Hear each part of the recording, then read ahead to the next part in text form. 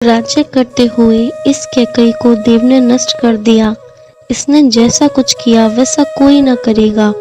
नगर के सब स्त्री पुरुष इस प्रकार विलाप कर रहे हैं और उस कुचाली कैकई को करोड़ों गालियां दे रहे हैं। लोग विषम जर से जल रहे हैं। लंबी सांसें लेते हुए वे कहते हैं कि श्री रामचंद्र जी के बिना जीने की कौन आशा है। महान वियोग से प्रजा ऐसी व्याकुल हो गई है मानो पानी सूखने के समय जलचर जीवों का समुदाय व्याकुल हो। सभी पुरुष और स्त्रियां अत्यंत विषाद के वश हो रहे हैं। स्वामी श्री रामचंद्र जी माता कौशल्या के पास गए। उनका मुख प्रसन्न है और चित्त में चौगना चाव है। यह सोच मिट गया है कि राजा कहीं रख न ले। श्री रामचंद्र जी को राज तिलक की बात सुनकर विषाद हुआ था कि सब भाइयों को छोड़कर बड़े भाई मुझको ही राज तिलक क्यों होता है।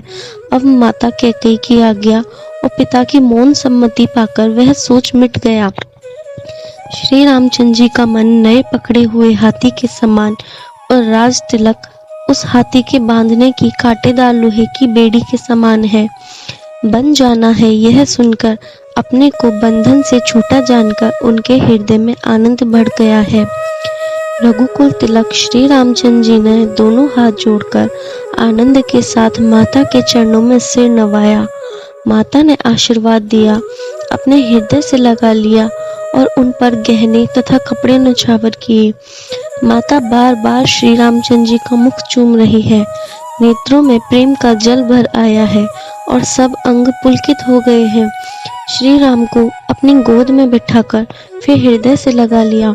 सुंदर स्तन प्रेम रस बहाने लगे। उनका प्रेम और महान आनंद कुछ कहा नहीं जाता, मानो कंगाल ने कुबेर का पद पा लिया हो। बड़े आदर के साथ सुंदर मुख देखकर माता मधुर वचन बोली, हे तात, माता बलिहारी जाती है, कहो वह आनंद मंगलकारी लग्न कब है जो मेरे पुण्य, शील और सुख की सुंदर सीमा है और जन्म लेने के लाभ की पूर्णतम अवधि है, तथा जिसको सभी स्त्री पुरुष अत्यंत व्याकुलता से इस प्रकार चाहते हैं जिस प्रकार प्यास से चातक और चातकी शरद ऋतु के स्वाति नक्षत्र की वर्षा को चाहते हैं। हे तात, मैं बलैया लेती हूँ, तुम जल्दी नहा लो और जो मन भावे कुछ मिठाई खा लो। भैया तब पिता के पास जाना, बहुत देर हो गई है, माता बलिहारी जाती है। माता के अत्यंत अनुकूल वचन सुनकर जो मानो स्नेह रूपी कल्प वृक्ष के फूल थे जो सुख रूपी मकरंद से भरे थे और श्री के मूल थे, ऐसे वचन रूपी फूलों को देखकर श्री रामचंद्र जी का मन रूपी भौरा उन पर नहीं भूला। धर्म धुरीण श्री रामचंद्र जी ने धर्म की गति को जानकर माता से अत्यंत कोमल वाणी से कहा, हे माता, पिताजी ने मुझको वन का राज्य दिया है जहाँ सब प्रकार से मेरा बड़ा काम बनने वाला है। हे माता, तू प्रसन्न मन से मुझे आज्ञा दे जिससे मेरी वन यात्रा में आनंद मंगल हो। मेरे स्नेह वश भूलकर भी डरना नहीं। हे माता, तेरी कृपा से आनंद ही होगा। 14 वर्ष वन में रहकर पिताजी के वचन को प्रमाणित कर फिर लौटकर तेरे चरणों का दर्शन करूंगा। तू मन में दुखी ना कर।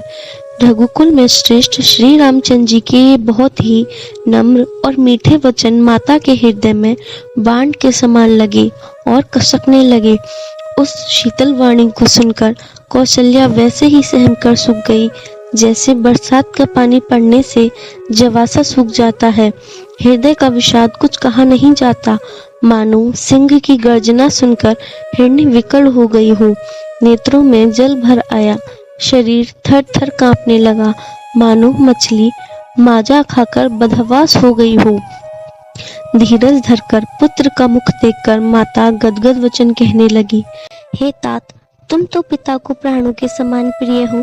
तुम्हारे चरित्रों को देखकर वे नित्य प्रसन्न होते थे। राज्य देने के लिए उन्होंने ही शुभ दिन सोधवाया था, फिर अब किस अपराध से वन जाने को कहा। हे तात, मुझे इसका कारण सुनाओ। सूर्य वंश को जलाने के लिए अग्नि कौन हो गया। तब श्री रामचंद्र जी का रुख देखकर मंत्री के पुत्र ने सब कारण समझाकर कहा। उस प्रसंग को सुनकर वे गूंगी जैसी रह गईं। उनकी दशा का वर्णन नहीं किया जा सकता। ना रख ही सकती हैं, ना यह कह सकती हैं कि वन चले जाओ। दोनों ही प्रकार से हृदय में बड़ा भारी संताप हो रहा है। मन में सोचती हैं कि देखो, विधाता की चाल सदा सबके लिए टेढ़ी होती है। लिखने लगे चंद्रमा और लिख गया राहु। धर्म और स्नेह दोनों ने कौशल्या जी की बुद्धि को घेर लिया। उनकी दशा सांप छछूंदर की सी हो गई। वे सोचने लगी कि यदि मैं अनुग्रह करके पुत्र को रख लेती हूँ तो धर्म जाता है और भाइयों में विरोध होता है, और यदि वन जाने को कहती हूँ तो बड़ी हानि होती है। इस प्रकार के धर्म संकट में पड़कर रानी विशेष रूप से सोच के वश हो गई। फिर बुद्धिमती कौशल्या जी स्त्री धर्म को समझकर और राम तथा भरत दोनों पुत्रों को समान जानकर सरल स्वभाव वाली श्री रामचंद्र जी की माता बड़ा धीरज धरकर वचन बोली। हे तात, मैं बलिहारी जाती हूँ। तुमने अच्छा किया। पिता की आज्ञा का पालन करना ही सब धर्मों का शिरोमणि धर्म है। राज्य देने को कहकर वन को दे दिया, उसका मुझे लेश मात्र भी दुख नहीं है। दुख तो इस बात का है कि तुम्हारे बिना भरत को, महाराज को और प्रजा को बड़ा भारी कलेश होगा। हे तात, यदि केवल पिताजी की ही आज्ञा हो तो माता को बड़ी जानकर वन को मत जाओ, किंतु यदि पिता माता दोनों ने वन जाने को कहा हो तो वन तुम्हारे लिए सैकड़ों अयोध्या के समान है। वन के देवता तुम्हारे पिता होंगे और वन देवियां माता होंगी। वहां के पशु पक्षी तुम्हारे चरण कमलों के सेवक होंगे। राजा के लिए अंत में तो वनवास करना उचित ही है। केवल तुम्हारी अवस्था देखकर हृदय में दुख होता है। हे रघुवंश के तिलक, वन बड़ा भाग्यवान है और यह अवध अभागी है जिसे तुमने त्याग दिया।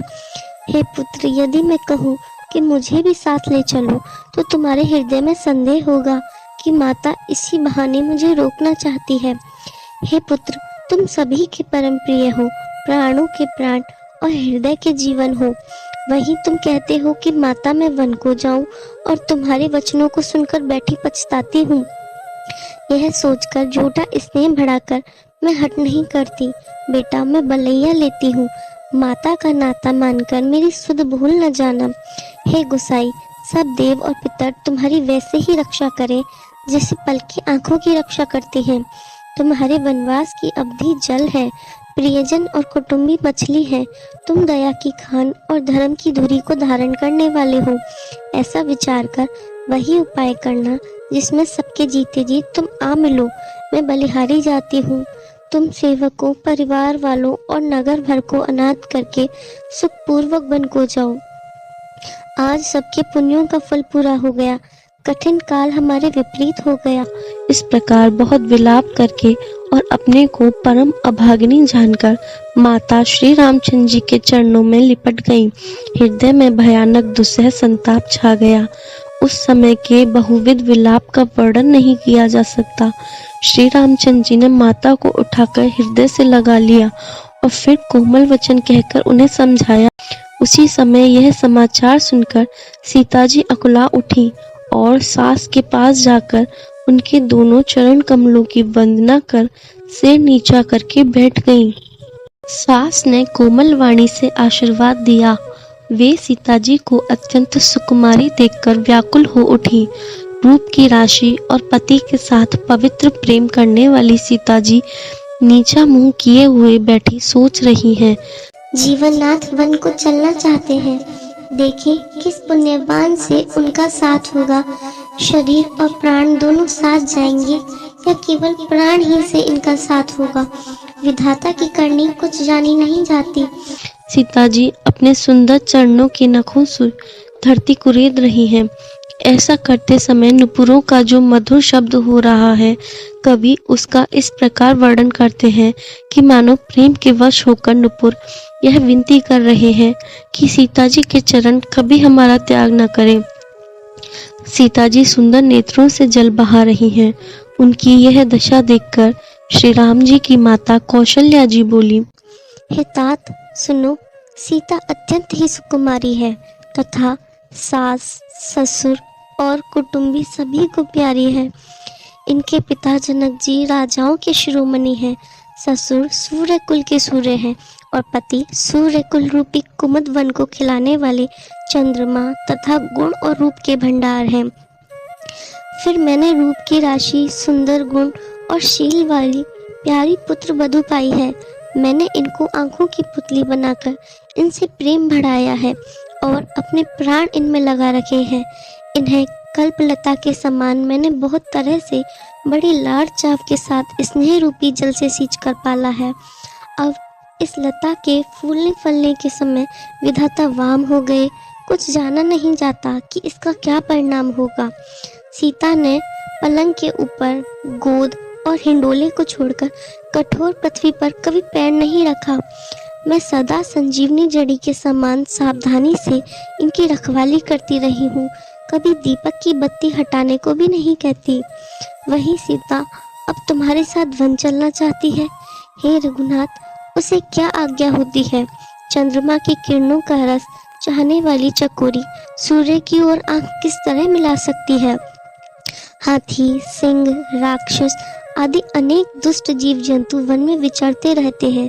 हे पुत्र, क्या विष की वाटिका में सुंदर संजीवनी बूटी शोभा पा सकती है? वन के लिए तो ब्रह्मा जी ने विषय सुख को न जानने वाली कोल और भील की लड़कियों को रचा है, जिनका पत्थर के कीड़े जैसा कठोर स्वभाव है। उन्हें वन में कभी कलेश नहीं होता। अथवा तपस्वियों की स्त्रियां वन में रहने योग्य है, जिन्होंने तपस्या के लिए सब भोग तज दिए हैं। हे पुत्र, जो तस्वीर के बंदर को देखकर डर जाती है, वे सीता वन में किस तरह रह सकेंगी? देव सरोवर के कमल वन में विचरण करने वाली हंसनी क्या गड़ैयों में रहने के योग्य है? ऐसा विचार कर जैसी तुम आज्ञा हो, मैं जानकी को वैसी ही शिक्षा दूं। माता कहती है, यदि सीता घर में रहे तो मुझको बहुत सहारा हो जाए। श्री रामचंद्र जी ने माता की प्रिय वाणी सुनकर, जो मानुषशील और स्नेह रूपी अमृत से सनी हुई थी, विवेक में प्रिय वचन कहकर माता को संतुष्ट किया। फिर वन के गुण दोष प्रकट करके वे जानकी जी को समझाने लगे। मास परायण 14वां विश्राम। माता के सामने सीता जी से कुछ कहने में सकुचाते हैं, पर मन में यह समझकर कि यह समय ऐसा ही है, वे बोले, हे राजकुमारी, मेरी सिखावन सुनो। मन में कुछ दूसरी तरह ना समझ लेना। जो अपना और मेरा भला चाहती हो तो मेरा वचन मानकर घर रहो। हे भामिनी, मेरी आज्ञा का पालन होगा। सास की सेवा बन पड़ेगी। घर रहने में सभी प्रकार से भलाई है। आदर पूर्वक सास ससुर के चरणों की पूजा करने से बढ़कर दूसरा कोई धर्म नहीं है। जब जब माता मुझे याद करेंगी और प्रेम से व्याकुल होने के कारण उनकी बुद्धि भोली हो जाएगी। हे सुंदरी, तब तब तुम कोमल वाणी से पुरानी कथाएं कह कह कर इन्हें समझाना। हे सुमुखी, मुझे सैकड़ों सौगंध है। मैं यह स्वभाव से ही कहता हूँ कि मेरा तुम्हें केवल माता के लिए ही घर पर रखता हूँ। गुरु और वेद के द्वारा सम्मत धर्म का फल तुम्हें बिना ही कलेश के मिल जाता है, किंतु हट के वश होकर गालव मुनि और राजा नहुष आदि सबने संकट ही सहे। हे सुमुखी, हे सयानी, सुनो, मैं भी पिता के वचन को सत्य करके शीघ्र ही लौटूंगा। दिन जाते देर नहीं लगेगी। हे सुंदरी, हमारी यह सीख सुनो। हे बामा, यदि प्रेम वश हट करोगी तो तुम परिणाम में दुख पाओगी। वन बड़ा कठिन और भयानक है। वहाँ की धूप, जाड़ा, वर्षा और हवा सभी बड़े भयानक हैं। रास्ते में कुश, कांटे और बहुत से कंकड़ हैं। उन पर बिना जूते के पैदल ही चलना होगा। तुम्हारे चरण कमल कोमल और सुंदर हैं और रास्ते में बड़े बड़े दुर्गम पर्वत हैं। पर्वतों की गुफाएं, खो, नदियां, नद और नाले ऐसे अगम्य और गहरे हैं कि उनकी ओर देखा तक नहीं जाता। रीछ, बाघ, भेड़िए, सिंह और हाथी ऐसे शब्द करते हैं कि उन्हें सुनकर धीरज भाग जाता है। जमीन पर सोना, पेड़ों की छाल के वस्त्र पहनना और कंद, मूल, फल का भोजन करना होगा। और वे भी क्या सदा सब दिन मिलेंगे? सब कुछ अपने अपने समय के अनुकूल ही मिल सकेगा। मनुष्यों को खाने वाले निशाचर फिरते रहते हैं। वे करोड़ों प्रकार के कपट रूप धारण कर लेते हैं। पहाड़ का पानी बहुत ही लगता है। वन की विपत्ति वह खानी नहीं जा सकती।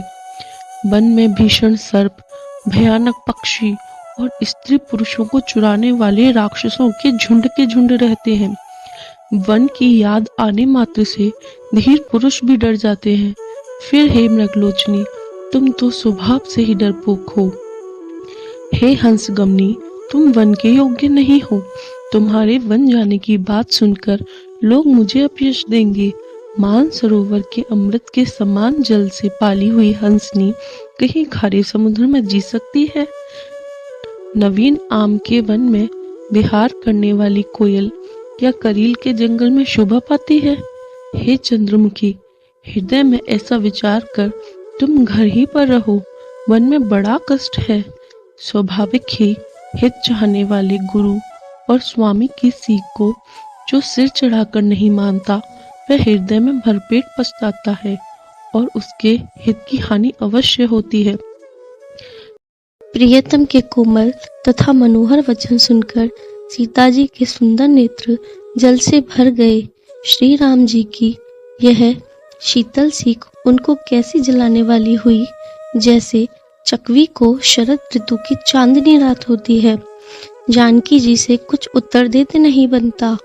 वे यह सोचकर व्याकुल हो उठी कि मेरे पवित्र और प्रेमी स्वामी मुझे छोड़ जाना चाहते हैं। नेत्रों के जल को जबरदस्ती रोककर वे पृथ्वी की कन्या सीता जी हृदय में धीरज धरकर सास के पैर लगकर हाथ जोड़कर कहने लगी, हे देवी, मेरी इस बड़ी भारी ढठाई को क्षमा कीजिए। मुझे प्राणपति ने वही शिक्षा दी है जिससे मेरा परम हित हो, परंतु मैंने मन में समझकर देख लिया कि पति के वियोग के समान जगत में कोई दुख नहीं है। हे प्राणनाथ, हे दया के धाम, हे सुंदर, हे सुखों के देने वाले, हे सुजान, हे रघुकुल रूपी कुमुद के खिलाने वाले चंद्रमा, आपके बिना स्वर्ग भी मेरे लिए नरक के समान है। माता, पिता, बहन, प्यारा भाई, प्यारा परिवार, मित्रों का समुदाय, सास, ससुर, गुरु, स्वजन, सहायक और सुंदर, सुशील और सुख देने वाला पुत्र। हे नाथ, जहाँ तक स्नेह और नाते हैं, पति के बिना स्त्री को सभी सूर्य से भी बढ़कर तपाने वाले हैं। शरीर, धन, घर, पृथ्वी, नगर और राज्य, पति के बिना स्त्री के लिए यह सब शोक का समाज है। भोग रोग के समान है, गहने भार रूप है और संसार यम यातना के समान है। हे प्राणनाथ, आपके बिना जगत में मुझे कहीं कुछ भी सुखदायी नहीं है। जैसे बिना जीव के देह और बिना जल की नदी, वैसे ही हे नाथ, बिना पुरुष के स्त्री है। हे नाथ, आपके साथ रहकर आपका शरद के निर्मल चंद्रमा के समान मुख देखने से मुझे समस्त सुख प्राप्त होंगे। हे नाथ, आपके साथ पक्षी और पशु ही मेरे कुटुंबी होंगे। वन ही नगर और वृक्षों की छाल ही निर्मल वस्त्र होंगे और पर्णकुटी ही स्वर्ग के समान सुखों की मूल होगी। उदार हृदय के वन देवी और वन देवता ही सास ससुर के समान मेरी सार संभाल करेंगे और कुशा और पत्तों की सुंदर साथरी ही प्रभु के साथ कामदेव की मनोहर तोषक के समान होगी। कंद मूल और फल ही अमृत के समान आहार होंगे और पहाड़ ही अयोध्या के सैकड़ों राजमहलों के समान होंगे। क्षण क्षण में प्रभु के चरण कमलों को देख देख कर मैं ऐसी आनंदित रहूंगी जैसे दिन में चकवी रहती है। हे नाथ, आपने वन के बहुत से दुख और बहुत से भय, विषाद और संताप कहे, परंतु हे कृपा निधान, वे सब मिलकर भी प्रभु के वियोग के लवलेश के समान भी नहीं हो सकते। ऐसा जी मैं जानकर हे सुजान शिरोमणि, आप मुझे साथ ले लीजिए, यहाँ न छोड़िए। हे स्वामी, मैं अधिक क्या विनती करूँ, आप करुणामय हैं और सबके हृदय के अंदर की जानने वाले हैं। हे दीन बंधु, हे सुंदर, हे सुख देने वाले, हे शील और प्रेम के भंडार, यदि अवधि तक मुझे अयोध्या में रखते हैं तो जान लीजिए मेरे प्राण नहीं रहेंगे। क्षण क्षण में आपके चरण कमलों को देखते रहने से मुझे मार्ग चलने में थकावट ना होगी। हे प्रियतम, मैं सभी प्रकार से आपकी सेवा करूंगी और मार्ग चलने से होने वाली सारी थकावट को दूर कर लूंगी। आपके पैर धोकर पेड़ों की छाया में बैठकर मन में प्रसन्न होकर हवा करूंगी। पसीने की बूंदों सहित शाम शरीर को देखकर प्राणपति के दर्शन करते हुए दुख के लिए मुझे अवकाश ही कहाँ रहेगा।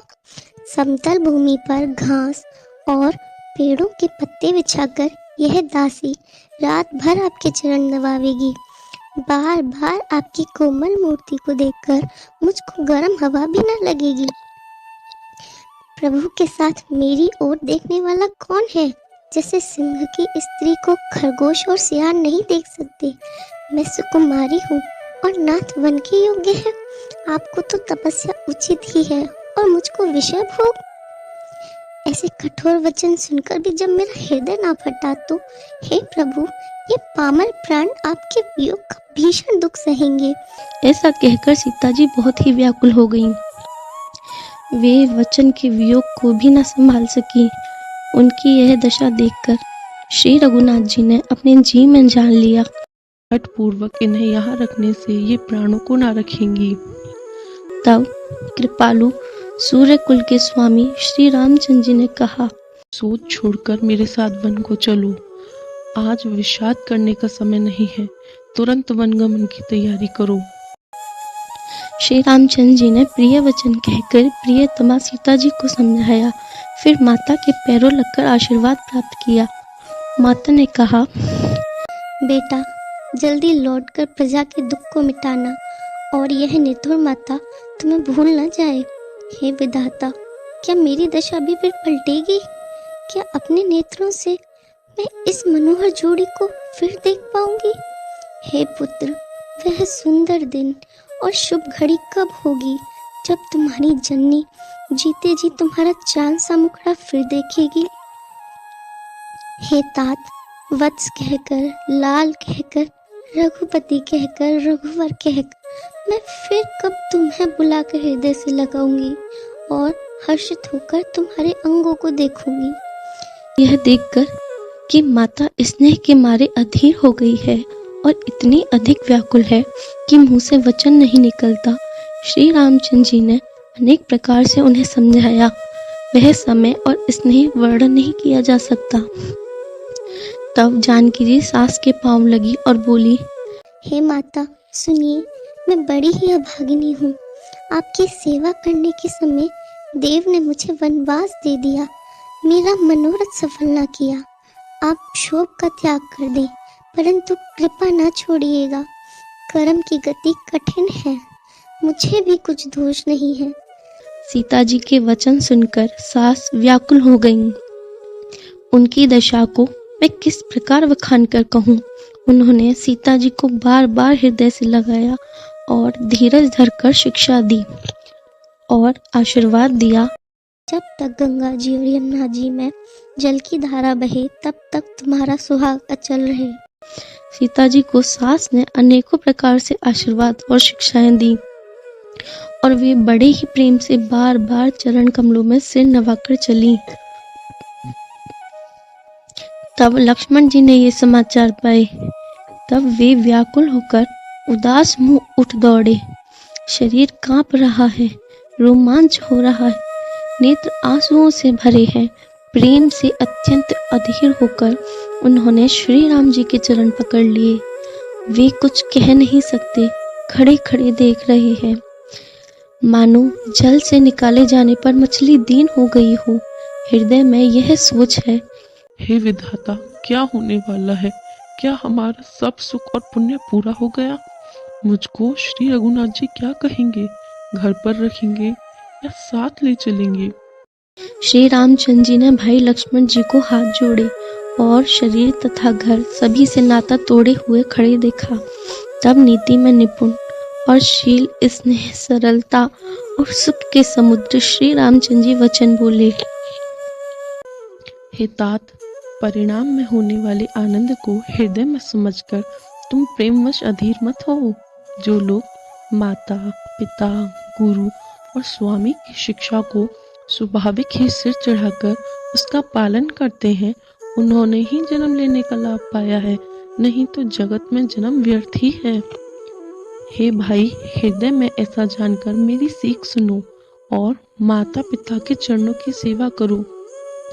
भरत और शत्रुघ्न घर पर नहीं है, महाराज वृद्ध है और उनके मन में मेरा दुख है। इस अवस्था में मैं तुमको साथ लेकर वन जाऊं तो अयोध्या सभी प्रकार से अनाथ हो जाएगी। गुरु, पिता, माता, प्रजा और परिवार सभी पर दुख का दुस्सह भारा पड़ेगा। अतः तुम यहीं रहो और सबका संतोष करते रहो, नहीं तो हे तात बड़ा दोष होगा। जिसके राज्य में प्यारी प्रजा दुखी रहती है, वह राज्य अवश्य ही नरक का अधिकारी होता है। हे तात, ऐसी नीति विचार कर तुम घर रह जाओ। यह सुनते ही लक्ष्मण जी बहुत ही व्याकुल हो गए। इन शीतल वचनों से वे कैसे सूख गए, जैसे पाले के स्पर्श से कमल सूख जाता है।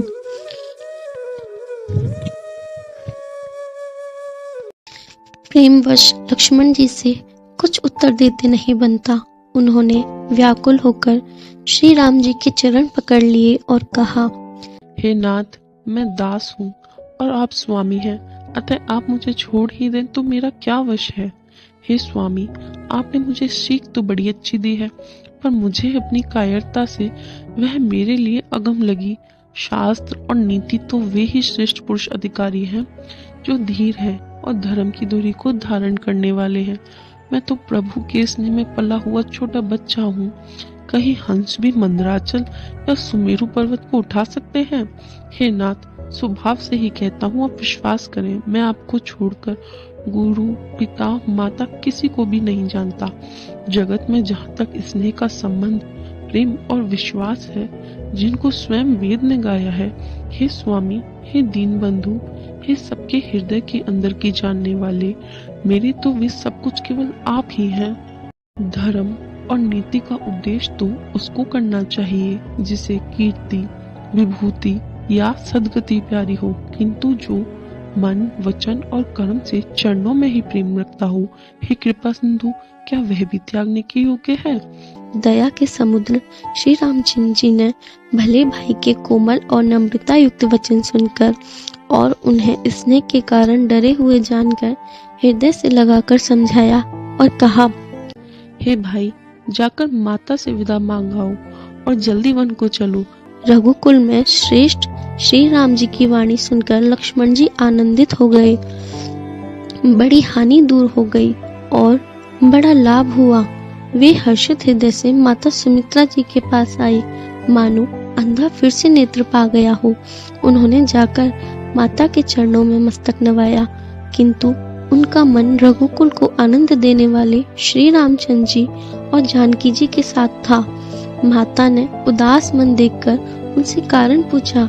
लक्ष्मण जी ने सब कथा विस्तार से कह सुनाई। सुमित्रा जी कठोर वचनों को सुनकर ऐसी सहम गई, मानो हिरनी चारों ओर वन में आग लगी हुई देखकर सहम जाती है। लक्ष्मण ने देखा कि आज अनर्थ हुआ, ये स्नेहवश काम बिगाड़ देंगी, इसलिए वे विदा मांगते हुए डर के मारे सकुचाते हैं।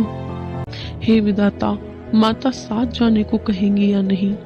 सुमित्रा जी ने श्री राम जी और श्री सीता जी के रूप, सुंदरशील और स्वभाव को समझकर और उन पर राजा का प्रेम देखकर अपना सिर धुना और कहा कि पापी कैकनी ने बुरी तरह घात लगाया। परंतु कुछ समय जानकर धैर्य धारण किया और स्वभाव से ही हित चाहने वाली सुमित्रा जी कोमल वाणी से बोली, हे तात, जानकी जी तुम्हारी माता है और सब प्रकार से स्नेह करने वाले श्री रामचंद्र जी तुम्हारे पिता हैं। जहाँ श्री राम जी का निवास हो वही अयोध्या है, जहाँ सूर्य का प्रकाश हो वही दिन है। यदि निश्चय ही सीताराम वन को जाते हैं तो अयोध्या में तुम्हारा कुछ भी काम नहीं है। गुरु, पिता, माता, भाई, देवता और स्वामी, इन सबकी सेवा प्राण के समान करनी चाहिए। फिर श्री रामचंद्र जी तो प्राणों के भी प्रिय हैं, हृदय के भी जीवन है और सभी के स्वार्थ रहित सखा है। जगत में जहाँ तक पूजनीय और परम प्रिय लोग हैं, वे सब राम जी के नाते से ही मानने योग्य हैं। हृदय में ऐसा जानकर हे तात उनके साथ वन को जाओ और जगत में जीने का लाभ उठाओ। मैं बलिहारी जाती हूँ, मेरे समेत तुम बड़े ही सौभाग्य के पात्र हुए जो तुम्हारे चित्त ने छल छोड़कर श्री राम जी के चरणों में स्थान प्राप्त किया है।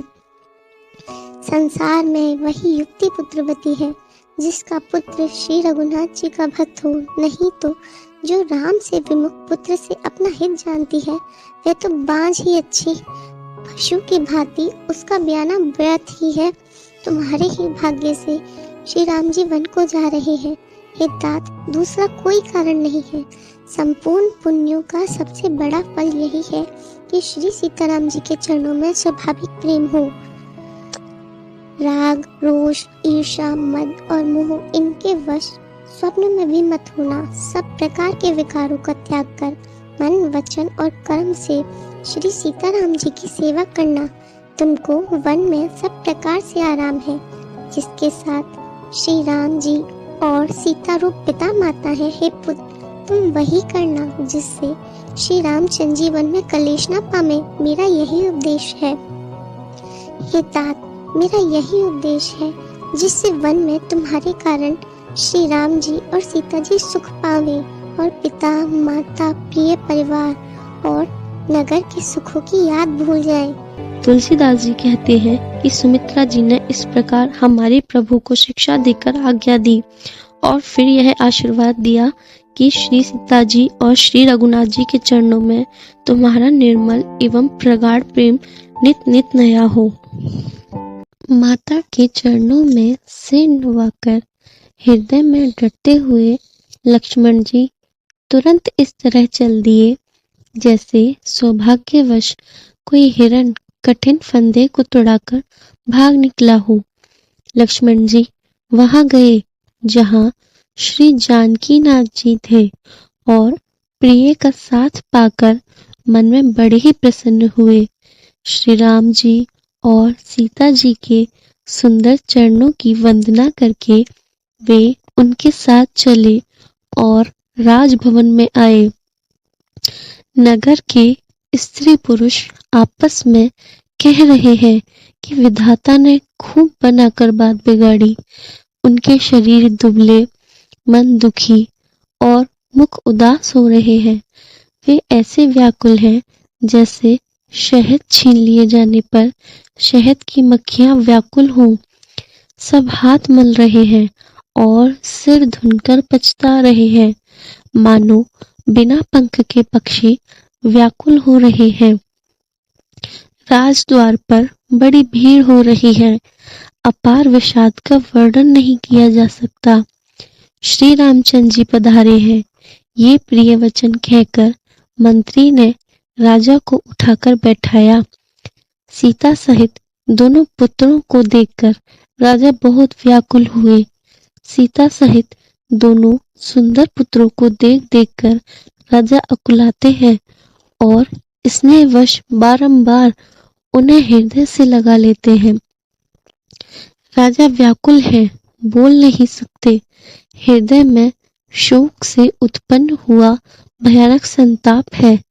तब रघुकुल के वीर श्री रामचंद्र जी ने अत्यंत प्रेम से चरणों में सिर नवाकर उठकर विदा मांगी।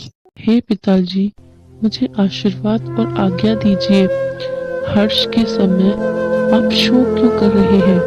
हे तात, प्रिय के प्रेमवश प्रमाद करने से जगत में यश जाता रहेगा और निंदा होगी। यह सुनकर स्नेहवश राजा ने उठकर श्री रघुनाथ जी की बाह पकड़कर उन्हें बैठा लिया और कहा, हे तात, सुनो, तुम्हारे लिए मुनि लोग कहते हैं कि श्री राम चराचर के स्वामी हैं।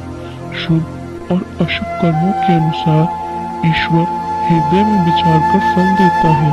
जो कर्म करता है वही फल पाता है, ऐसी वेद की नीति है। यह सब कोई कहते हैं। अपराध तो कोई और ही करे और उसके फल का भोग कोई और ही पावे। भगवान की लीला बड़ी ही विचित्र है। उसे जानने योग्य जगत में कौन है? राजा ने इस प्रकार श्री रामचंद्र जी को रखने के लिए छल छोड़कर बहुत से उपाय किए, पर जब उन्होंने धर्म धुरंधर, धीर और बुद्धिमान श्री राम जी का रुख देख लिया और वे रहते हुए न जान पड़े, तब राजा ने सीता जी को हृदय से लगा लिया और बड़े प्रेम से बहुत प्रकार की शिक्षा दी। वन के दूसरे दुख कहकर सुनाए, फिर सास ससुर तथा पिता के सुखों को समझाया, परंतु सीता जी का मन श्री रामचंद्र जी के चरणों में अनुरक्त था, इसीलिए उन्हें घर अच्छा नहीं लगा और न वन भयानक लगा। फिर और सब लोगों ने भी वन में विपत्तियों की अधिकता बता कर सीता जी को समझाया। मंत्री सुमंत्र जी की पत्नी और गुरु वशिष्ठ जी की स्त्री अरुंधति जी तथा और भी चतुर स्त्रियां स्नेह के साथ कोमल वाणी से कहती है कि तुमको तो वनवास दिया नहीं है, इसलिए जो ससुर, गुरु और सास कहे तुम तो वही करो। यह शीतल, हितकारी, मधुर और कोमल सीख सुनने पर सीता जी को अच्छी नहीं लगी, मानो शरद ऋतु के चंद्रमा की चांदनी लगते ही चकई व्याकुल हो उठी हो। सीता जी संकोचवश उत्तर नहीं देती। इन बातों को सुनकर कैकेयी तमक कर उठी। उसने मुनियों के वस्त्र, आभूषण और बर्तन लाकर श्री रामचंद्र जी के आगे रख दिए। मलवाणी से कहा, हे रघुवीर, राजा को तुम प्राणों के समान प्रिय हो। भीरू राजा शील और स्नेह नहीं छोड़ेंगे। पुण्य, सुंदर यश और परलोक चाहे नष्ट हो जाए, पर तुम्हें वन जाने को वे कभी न कहेंगे। ऐसा विचार कर जो तुम्हें अच्छा लगे वही करो। माता की सीख सुनकर श्री रामचंद्र जी ने सुख पाया, परंतु राजा को ये वचन बाण के समान लगे। अब आगे प्राण नहीं निकलते। राजा मूर्छित हो गए। लोग व्याकुल हैं, किसी को कुछ सूझ नहीं पड़ता कि क्या करें। श्री रामचंद्र जी तुरंत मुनि का वेश बनाकर और माता पिता को सिर नवाकर चल दिए। वन का सब साज सामान सजकर श्री रामचंद्र जी स्त्री और भाई सहित ब्राह्मण और गुरु के चरणों की वंदना करके सबको अचेत करके चले। राजमहल से निकलकर श्री रामचंद्र जी वशिष्ठ जी के दरवाजे पर जा खड़े हुए और देखा कि सब लोग विरह की अग्नि में जल रहे हैं। उन्होंने प्रिय वचन कहकर सबको समझाया। फिर श्री रामचंद्र जी ने ब्राह्मणों की मंडली को बुलाया। गुरुजी से कहकर उन सबको वर्षासन दिए और आदर, दान तथा विनय से उन्हें वश में कर लिया। फिर याचकों को दान और मान देकर संतुष्ट किया तथा मित्रों को पवित्र प्रेम से प्रसन्न किया। फिर दास दासियों को बुलाकर उन्हें गुरुजी को सौंपकर हाथ जोड़कर बोले, हे गुसाई, इन सबकी माता पिता के समान सार संभाल करते रहिएगा। श्री रामचंद्र जी बार बार दोनों हाथ जोड़कर सबसे कोमल वाणी से कहते हैं कि मेरा सब प्रकार से हितकारी मित्र वही होगा जिसकी चेष्टा से महाराज सुखी रहे। हे परम चतुर पूर्वासी सज्जनों, आप लोग सब वही उपाय करिएगा जिससे मेरी सब माताएं मेरे विरह के दुख से दुखी ना हो। इस प्रकार श्री राम जी ने सबको समझाया और हर्षित होकर गुरुजी के चरण कमलों में सिर नवाया। फिर गणेश जी, पार्वती जी और कैलाशपति महादेव जी को बनाकर तथा आशीर्वाद पाकर श्री रघुनाथ जी चले। श्री राम जी के चलते ही बड़ा भारी विषाद हो गया। नगर का आरती नाद सुना नहीं जाता। लंका में बुरे शकुन होने लगे। अयोध्या में अत्यंत शोक छा गया और देवलोक में सब हर्ष और विषाद दोनों के वश में हो गए। हर्ष इस बात का था कि अब राक्षसों का नाश होगा और विषाद अयोध्या वासियों के शोक के कारण था। मूर्छा दूर हुई। तब राजा जागे और सुमंत्र को बुलाकर ऐसा कहने लगी, श्री राम वन को चले गए पर मेरे प्राण नहीं जा रहे हैं। न जाने ये किस सुख के लिए शरीर में टिक रहे हैं। इससे अधिक बलवती और कौन सी व्यथा होगी जिस दुख को पाकर प्राण शरीर को छोड़ेंगे। फिर धीरज धरकर राजा ने कहा, हे सखा, तुम रथ लेकर श्री राम के साथ जाओ। अत्यंत सुकुमार दोनों कुमारों को और सुकुमारी जानकी को रथ में चढ़ाकर वन दिखलाकर 4 दिन के बाद लौट आना। यदि धैर्यवान दोनों भाई ना लौटे, क्योंकि श्री रघुनाथ जी प्रण के सच्चे और दृढ़ता से नियम का पालन करने वाले हैं, तो तुम हाथ जोड़कर विनती करना कि हे प्रभु, जनक कुमारी सीता जी को तो लौटा दीजिए। जब सीता वन को देखकर डरे, तब मौका पाकर मेरी यह सीख उनसे कहना कि तुम्हारे सास और ससुर ने ऐसा संदेश कहा है कि हे पुत्री, तुम लौट चलो, वन में बहुत कलेश है। कभी पिता के घर, कभी ससुराल, जहाँ तुम्हारी इच्छा हो वहीं रहना। इस प्रकार तुम बहुत से उपाय करना। यदि सीता जी लौट आई तो मेरे प्राणों को सहारा हो जाएगा, नहीं तो अंत में मेरा मरण ही होगा। विधाता के विपरीत होने पर कुछ वश नहीं चलता। हाँ, राम, लक्ष्मण और सीता को लाकर दिखाओ। ऐसा कहकर राजा मूर्छित होकर पृथ्वी पर गिर पड़े। सुमंत्र जी राजा की आज्ञा पाकर सिर नवाकर और बहुत जल्दी रथ जुड़वाकर वहां गए जहां नगर के बाहर सीताजी सहित दोनों भाई थे। तब सुमंत्र ने राजा के वचन श्री रामचंद्र जी को सुनाए और विनती करके उनको रथ पर चढ़ाया। सीताजी सहित दोनों भाई रथ पर चढ़कर हृदय में अयोध्या को सिर नवाकर चले। श्री रामचंद्र जी को जाते हुए और अयोध्या को अनाथ देखकर सब लोग व्याकुल होकर उनके साथ हो लिए। कृपा के समुद्र श्री राम जी उन्हें बहुत तरह से समझाते हैं तो वे लौट आते हैं, परंतु प्रेमवश फिर लौट आते हैं। अयोध्यापुरी बड़ी डरावनी लग रही है, मानो नगर के नर नारी एक दूसरे को देखकर डर रहे हैं। घर शमशान, कुटुंबी भूत प्रेत और पुत्र हितैषी और मित्र मानो यमराज के दूत हैं। बगीचों में वृक्ष और बेलें कुम्हला रही हैं। नदी और तालाब ऐसे भयानक लगते हैं कि उनकी ओर देखा भी नहीं जाता।